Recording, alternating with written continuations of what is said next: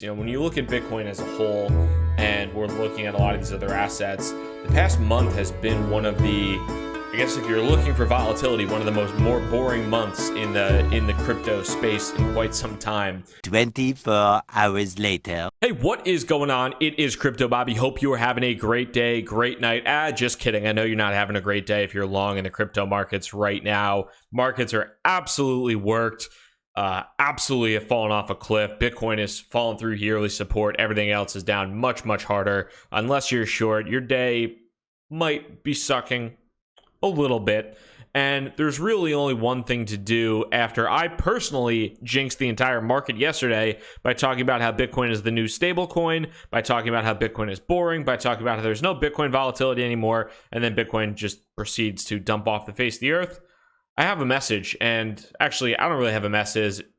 It's the guy from the award-winning movie Titanic, everybody's favorite. So there's only one way to start off this clip, and it's with reusing the clip I love every single time.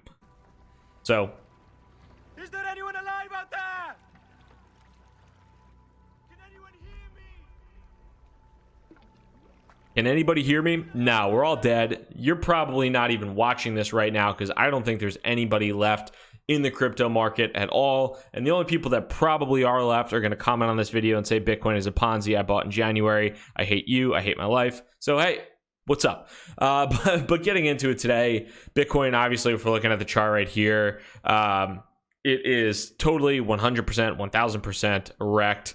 And I think it was Romano tweeted, shout out Romano. Unfortunately, the bull market did not last after he ventured into the great unknown, aka the great dark place. But shout out to Romano for a funny tweet. The chart is absolutely wrecked when the candle in the wick, or specifically in this case, the wick, drops all the way down to the volume here. So that's when we're pretty damn murdered. And this is the same for Bitcoin. This is the same for every single altcoin. If we pop over here to Onchain FX, we have out of the 107 crypto assets on Onchain FX, there is not one that is in the green today against the US dollar. Not one asset is in the green.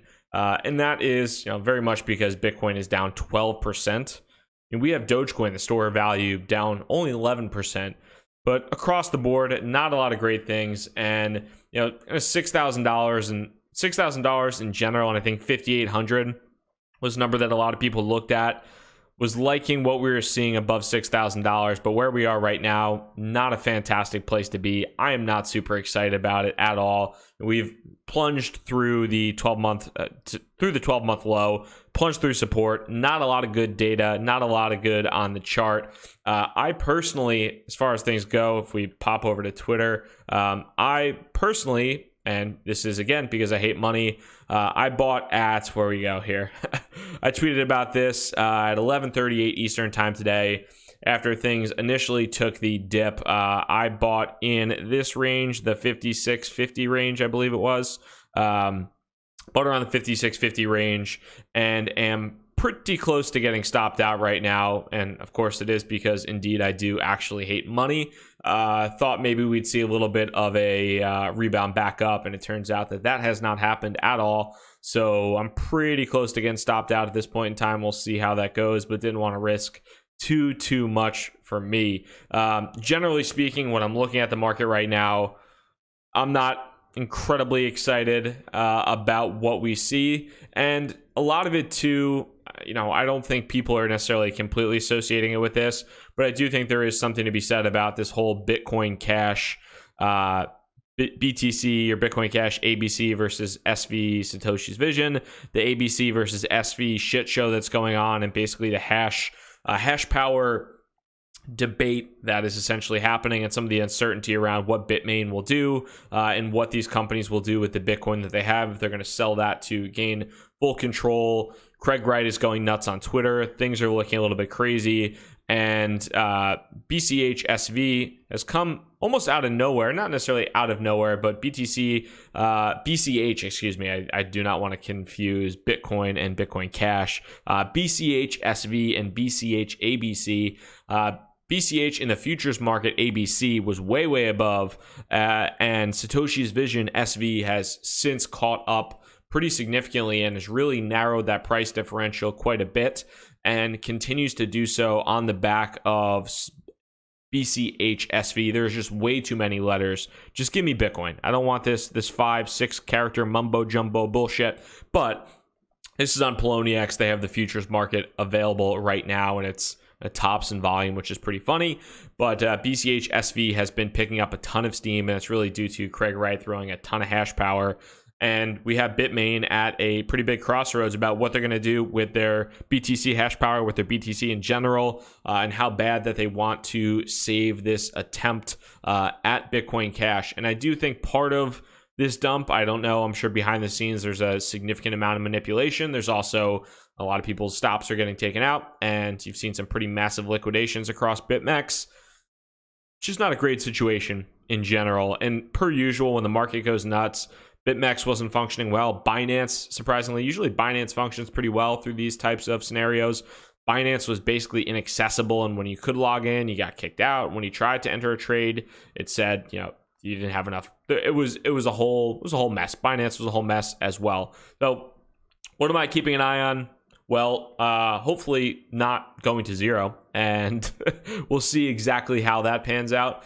But right now, we'll see where we find support, but it's pretty clear we've broken through support. So, I don't know if that's at $5,000, if it's below $5,000, but I was really hoping to see Bitcoin hold the $58,000-$60,000 mark. That hasn't happened, so we'll have to see where the next level of support is, and if I get stopped out in the very near future here on the Bitcoin that I just bought maybe 3 hours ago, I'm fine with that. I'm fine sitting out in fiat until we eventually see us find a bottom and try to see if I could try to either catch the pop or find another bottom. So we'll see what's up there. The last thing I'll cover today too is this is something I saw get a ton of press on CoinDesk, on The Block, and a couple other websites. And this is a cool idea. It is CoinMine One. They have a number of different investors. It is a pretty high quality investors. It's a $799, $800 device that is supposed to be a kind of all-in-one cryptocurrency miner. They have investors from Coinbase, Arrington Capital, Morgan Creek, Product Hunt. So some solid investors, and they're supposed to be launching this, retailing it, in shipping in mid-December. Basically what this is it is supposed to be a miner that can either mine ETH out of the box, Monero or Zcash or Ether Classic, and also run a Bitcoin Lightning node, Dfinity node, or Filecoin node as well, or run the staking for Dfinity and Filecoin. But a lot of people are celebrating this, like, this is fantastic, this is great for people to get into the crypto world, which it is. It's cool if you can have a slick looking crypto miner that looks like an Xbox that you can just pop in using a regular power cord. That's awesome. That would be huge for adoption, in my opinion. However, when you actually run any of these numbers on the mining itself, I didn't pull this up right now, but if you do like crypto mining compare, so if we do 29 megahash per second here, I'll pull it up just so you guys can see this. A crypto compare, if we go ETH, we got 29 megahash per second. The power consumption, I believe they said, was 120 watts. And we'll just say, for sake of arguments, it's 10 cents per kilowatt. You're looking at about $3 in profit per month, and the actual pool fee here is about 5%, so even less than that. So when we're looking at this right now, this looks fantastic. It's cool. It's a a lot of people are talking about an $800 device. Looks pretty, might open the door to some people. But when you think about it, I'm going to spend $800, and this is Ethereum, but it's also true if I were to do the same with Monero, Zcash, or Ethereum Classic. Basically the same. Zcash wasn't even profitable, but why would you ever spend $800 for whether or not ETH profits $3 a month? It's going to take you forever to, like, literally forever to break even. That the mining equipment would just be totally obsolete. And if we go down here, the CEO, I think, says, if you're going to be doing this from home, it's bad advice to buy and sell. You should really hold. You're holding and waiting for a 10x, 100x, or 1000x. Well, unless you're just really interested in doing this as a tiny baby hobby, hoping that something pulls a 10x, 100x, or 1000x to retain profitability, not the best move. Even if this item does pull a 10, even if Ethereum, you mine Ethereum, pulls a 10x, so you're getting $25 a month. Still going to take you multiple years to break even with this device. With Ethereum hitting a 10x, 100x is still going to take you a few months to break even. You're better off actually building a mining rig from scratch than you are with something pre-done like this, in my opinion. Cool concept, really cool optically, great investors. Love the concept, but when I'm looking at something like this, I think, why the economics have to make sense for adoption.